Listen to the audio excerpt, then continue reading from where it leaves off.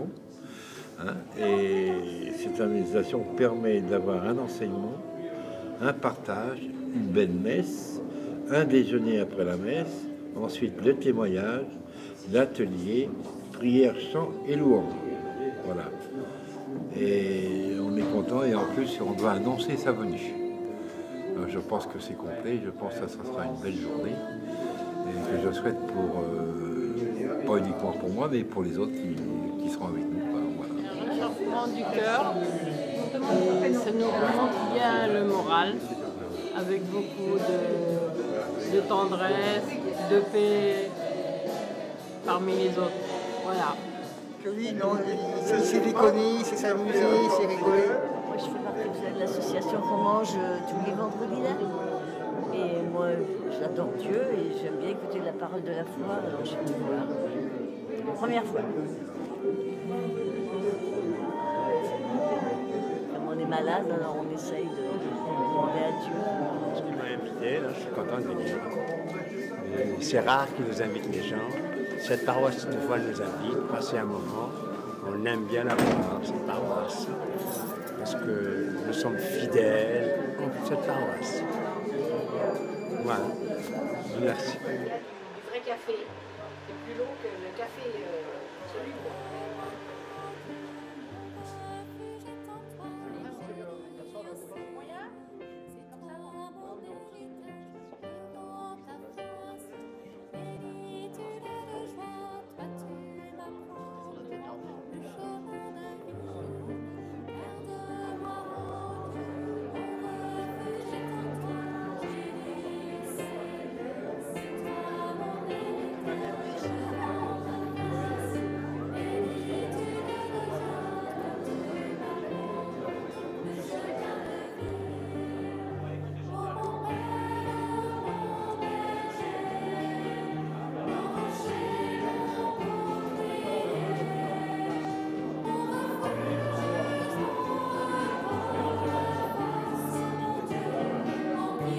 En quelques mots, ce qu'on va faire aujourd'hui, vous ne serez pas trop perdus.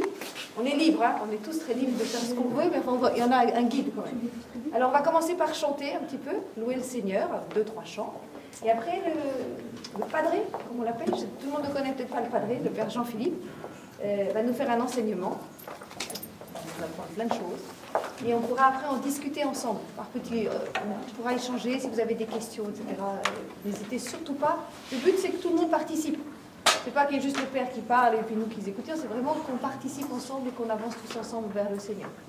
Après, on aura une messe là-haut, à l'église. On déjeunera tous ensemble. Alors là, on demande la participation de tout le monde. On va tous s'y mettre, on va mettre le couvert ensemble et puis avoir un moment de déjeuner. Et cet après-midi, on va travailler plus par petits groupes. Au début, il y aura des témoignages. Quelques-uns auront la gentillesse de témoigner de leur vie de foi. Et après, on se regroupera par petits groupes et il y aura des groupes différents. Chacun choisira un petit peu en fonction de ce dont il a envie de parler. Il y aura des petits groupes autour de la prière, comment prier, des petits groupes où on pourra partager une parole, un texte d'évangile, et puis d'autres petits groupes où on pourra parler de témoignages de vie. Voilà.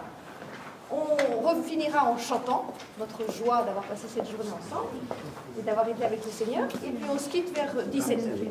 Voilà, ça vous va ?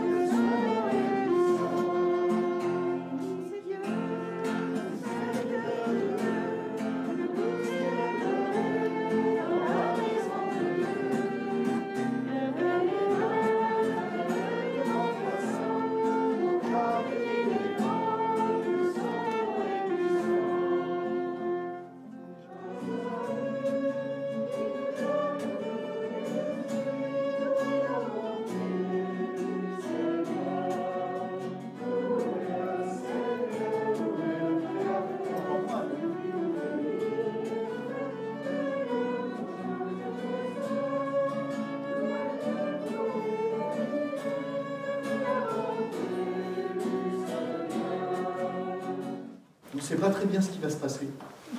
On a un programme, Mais vous savez, le bon Dieu, c'est un spécialiste, il aime bien bousculer les choses. Et ce qui est important, c'est que dans notre cœur, on accepte d'être bousculé. Si, à Cannes, là, on a pris un bateau pour aller à l'abbaye de Reims. Il avait une réunion. Le problème, c'est que moi, pendant que lui dormait dans la voiture, moi, je pilotais. Donc on est arrivé le matin, on a pris le bateau, et voilà. Et à 14 h, on était reparti. Et là, vous savez où je l'ai emmené? Il commençait le lendemain matin une retraite chez des bénédictines, avec le roi des Belges qui était là, à Bruges. Toute la nuit, j'ai traversé toute la France. Je me rappelle avec une Citroën, machin. Il dormait, il mettait sa capuche, il enlevait ses lunettes. Pour ceux qui l'ont connu, vous savez, les oreilles un peu comme ça. Puis, ah, j'ai pas bien dormi, je sais pas, mais vous avez bien ronflé, mon père. Alors que le chocolat amer avec des noisettes, c'est pas. Les noisettes, c'est pas indispensable, mais c'est bon. Et voilà. Et bien, quelquefois, alors un jour, je lui demande, le père, qu'est-ce qui est le plus dur pour vous? On peut passer par des épreuves, ce que j'appelle les épreuves. Vous savez, dans l'évangile, Jésus dit, va, vends tout ce que tu as, donne aux pauvres. Oh là là là là, mais Seigneur, moi je suis prêt à te suivre et tout, mais tu sais, il y a ma belle-mère qui vient de laisser les morts, enterrer les morts, toi viens et suis-moi. Bon, chacun a une manière de vivre. Il faut la respecter. C'était qui, toi, pour me donner des leçons? T'as vu comment tu vis? Oh, à l'extérieur, tout est beau, tout est propre, mais dedans, ah oui, n'oubliez pas de rallumer votre téléphone en sortant. Non, il y en a qui ne connaissent pas ça. Comme nous, les musulmans, on connaît la mosquée, qui vous savez, mais comme les Européens, comme les Italiens, un Italien, une fois, il m'a dit, non, il n'y en a pas de bon Dieu. Il dit, bon, tu n'as pas de bon Dieu, et Dieu te va tomber à la pièce pour le bon Dieu. Il dit qu'il n'y en a pas de bon Dieu. Il ne connaît pas le bon Dieu, lui. Il ne connaît rien que...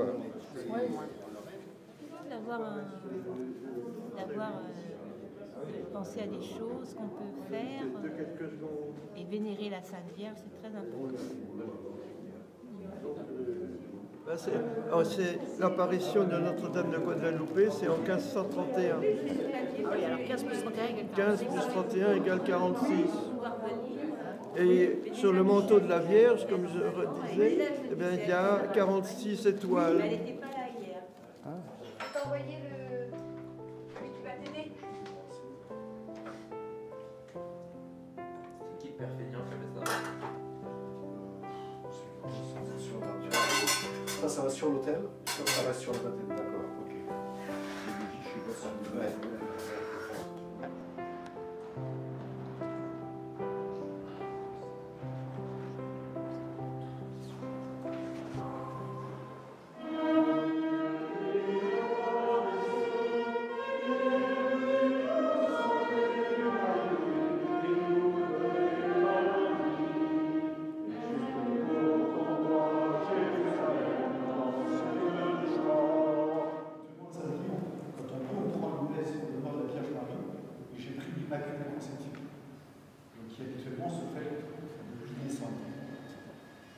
Il y avait dans la tribu de Benjamin un riche propriétaire qui s'appelait Kish. Cet homme avait un fils nommé Saül, qui était jeune et beau. Aucun fils d'Israël n'était plus beau que lui. Saül aborda Samuel à l'entrée de la ville et lui dit « Indique-moi où est la maison du voyant. »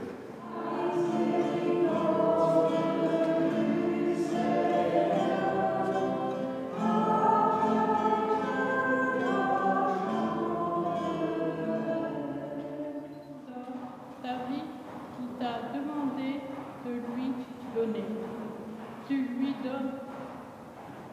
Et le long jour des années sans fin.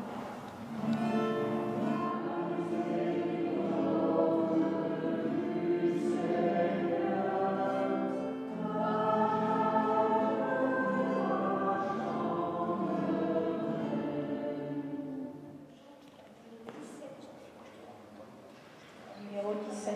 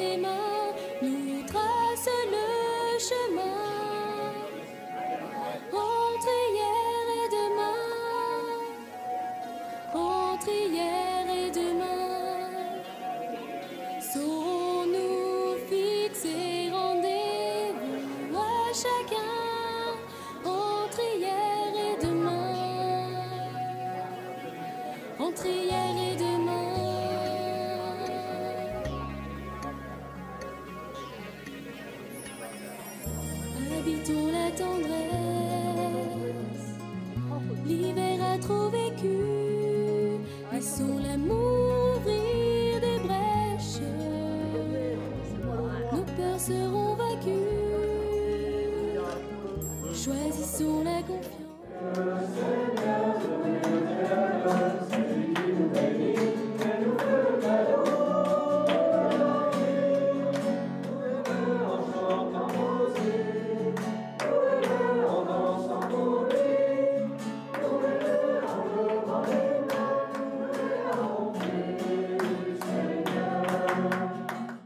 Je suis arrivé en France en 2002. Quand je suis arrivé, j'ai pas de famille ici, donc du coup j'étais dans la rue. J'ai passé 6 mois en tant que SDF dans la rue ici en France. Je cherchais du boulot et j'en trouvais pas. C'était chaud parce que j'avais pas trop d'expérience et tout. Même au McDonald's, ils ne voulaient pas me prendre. Donc, à force de persévérance, j'ai continué à chercher. Et en fait, comme je ne trouvais pas, c'est au pied du mur, généralement, on se tourne vers Dieu, que je ne connaissais pas non plus. Et j'ai commencé à aller à, je ne sais pas si vous connaissez, Basilique du Sacré-Cœur. Voilà, j'allais au Basilique du Sacré-Cœur, j'étais un chien, je sentais mauvais, je n'avais pas d'habits, rien du tout. Et voilà, j'ai commencé à prier. Je ne savais pas ce que ça donnait les prières, si ça allait aboutir ou pas, mais j'ai prié parce que tout le monde le faisait et voilà, je faisais pareil. Et à force de persévérance, du jour au lendemain, Dieu m'a tout donné. Un beau matin, j'ai trouvé 20 minutes dans le bus qui traînait par terre. Vous avez trouvé 20 minutes, le journal de 20 minutes. Par curiosité, j'ai été voir dans la page emploi et j'ai vu la poste recrute. J'y croyais pas trop, mais j'ai dit qui ne t'entraîne à rien, alors j'ai essayé, voilà. Et du coup, la poste m'a appelé pour passer un concours, je l'ai passé et j'ai réussi, donc du coup j'ai tout eu. Appartement, permis de conduire, travail, d'un coup j'ai tout eu. Donc j'ai vraiment été gâté, Dieu m'a bien gâté et j'étais très content. Donc du coup, du jour au lendemain, je suis sorti de la rue, j'ai trouvé un appartement et tout, voilà. Sauf que j'ai fait l'erreur qu'il ne fallait pas faire. C'est que quand j'ai tout eu, j'étais tellement content de tout avoir que je l'ai oublié en fait. Et j'étais trop occupé à aimer ce qu'il m'avait donné que de l'aimer lui en fait. Et qui fait que mon attitude a changé. Voilà quoi. Je fumais du shit, je buvais de l'alcool, je me suis rangé du côté des syndicats de mon travail, je pourrissais la vie à mon entreprise, j'étais vraiment devenu ce qu'il ne fallait pas devenir en fait. Et la phrase qui dit que Jésus débarque dans notre vie comme un voleur, ça s'est appliqué pour moi. Le jour où il a débarqué, je ne savais pas quoi lui répondre de toutes les grâces qu'il m'a données, donc du coup, je suis tombé en prison. Donc moi c'est Emmanuel, Manu, enfin bref, vous me connaissez. Donc moi c'est pareil que Marcel, parcours un peu différent, mais c'est pareil, de toute façon. J'étais un petit trou du cul, j'étais jeune, j'ai pas eu mes parents pour m'éduquer, on avait de l'argent, j'étais un voyou, mon père c'était un voyou, ma mère c'était une voyou, mon beau-père c'est un voyou. Je sais ce que c'est de tenir une arme, je sais ce que c'est de vendre du shit, je sais ce que c'est de vendre de la cam, je sais ce que c'est de voler une voiture, je sais ce que c'est de voler une mobilette. Voilà, ici à Boulogne vous êtes des jeunes, ils recherchent la défonce parce que justement ils connaissent pas ce genre de truc. Bref, j'étais paumé, rien d'intéressant, je gagnais, je sais pas, 500, 600 euros quand ça allait mal par jour, sinon je gagnais 1500 euros, des fois 2000 quand ça allait bien, donc au pire, 2000 euros c'est quoi? 2000 euros quand on gagne un SMIC par mois c'est beaucoup, mais 2000 euros quand on dépense 1000 euros, c'est à chier quoi, 2000 euros tu veux toujours plus, non mais c'est vrai, tu veux toujours plus. Donc voilà, donc ça a commencé comme ça. Les scouts c'était des PD, des mecs qui allaient à l'église, moi ça m'a toujours plu, mais bon. C'est les PD, les mecs qui vont à l'église, qu'est-ce que c'est pas des hommes. En bref, j'ai commencé comme ça. Mais tous les jours avant de partir, je priais pour qu'il m'arrive rien, parce que quand tu déconnes un peu... Non, c'est vrai, pour la petite histoire, c'est vrai. Et donc, ce jour-là, c'était en mai et tout, et comme d'hab, je pars. Les mecs avec qui je travaillais, c'était des branquignoles, ils allaient jouer au lieu de nous surveiller au PMU de Dieu. Les mecs, j'ai rendez-vous avec eux. Et, parce que c'est un peu compliqué, la prison, c'est plusieurs aides. Donc quand tu veux voir un mec, le seul endroit où tu peux voir le mec, c'est la messe. Et donc, je demande à aller à la messe. C'est ça. C'est-à-dire qu'ils vous mettent en prison et il ne pourra pas avoir de contact avec les autres de votre affaire, ils peuvent vous changer de prison ou d'aide, sauf que vous vous retrouvez à la messe, donc c'est n'importe quoi. Et surtout que Nanterre, à cette époque, ça bougeait pas mal, donc ça a changé depuis, mais bon, bref. Je me retrouve à la messe, je me retrouve inscrit sur les listes, on ne vient pas me chercher, donc, parce que j'avais un régime un peu spécial, enfin ouais, on ne vient pas me chercher, ils me font la misère, personne. Et donc je change de cellule, je venais de changer de bâtiment, et je me retrouve avec deux musulmans. Et le musulman qui était dans ma cellule, c'était un gratteur, il n'avait pas d'argent, il demande d'avoir l'aumônier pour gratter des clopes. L'aumônier arrive, je saute dessus, c'était Jean-Michel. Et bref, donc j'arrive à aller à la messe, sauf que pas de chance pour moi, les mecs ils étaient déjà sortis. Je me retrouve en galère à la messe et là, je n'ai pas de... Bref, donc on discute. La messe c'est dur, hein. Dimanche matin, Marseille il peut témoigner, surtout du côté des Rastas, les mecs sont... Enfin pour moi, hein, je suis un petit blanc, je fais pas 1m80, moi je prends de l'oseille et tu te retrouves en prison, surtout avec des galériens qui n'ont pas une thune et qui n'ont jamais pris de leur vie. Il y a quelques mecs qui pèsent, j'ai tort ou j'ai raison. Il n'y en a pas beaucoup qui savent se tenir. Et ils y vont pour échanger le texte, tout ce qui va avec. Je me retrouve là et la galère. D'un côté, je regarde parce qu'il y en a qui ont des têtes de pédophiles. De l'autre côté, il y en a et je me demande s'ils n'ont pas le sida. Enfin bref, je suis là et là, il n'y a pas de règle, ça me parlait. J'avais 14 ans, j'étais violée par mon père qui venait toutes les nuits dans ma chambre. Et puis à un moment donné de cette période, je suis tombée enceinte à 17 ans et demi. J'ai eu un petit garçon qui est né diable, mais mort à l'âge de 6 mois. Et puis après, j'ai eu 2 autres enfants. J'ai fait des dépressions à chaque fois. Et puis parmi ces périodes-là, j'aurais pu mal tourner, mais j'ai toujours eu la foi de croire en quelque chose. Ça m'a apporté beaucoup. Et moi donc, je me tiens à côté, à votre disposition. Ce qu'on fait, c'est poser des questions. Je sais pas. Je vais essayer de pas m'endormir. Tu prends le café? Et je confesse. C'est du café, hein? Est-ce que vous pouvez quand même découper? Oui, bien sûr. Moi, je me mets dans un coin. Là, on peut mettre un groupe là-bas, un groupe là, puis un groupe là.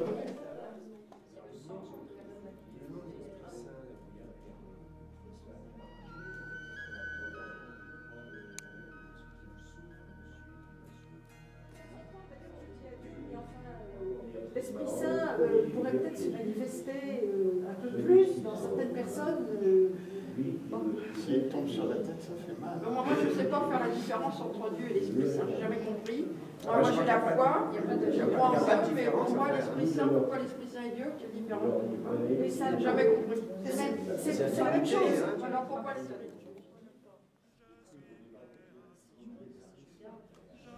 J'accepte tout, car tu es mon Père. Je m'abandonne à toi, car tu es mon Père. Je me confie en toi, car tu es mon Père. Je m'abandonne à toi, car tu es mon Père. Je me confie en toi.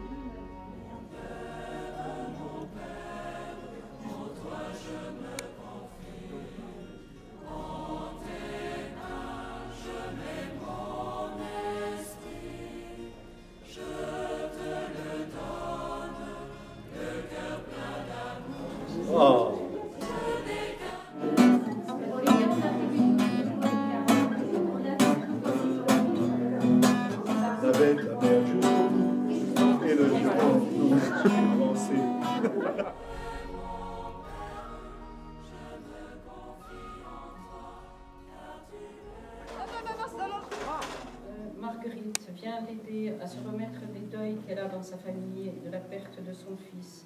Fait qu'elle retrouve le chemin vers toi et vers la foi. Viens la consoler.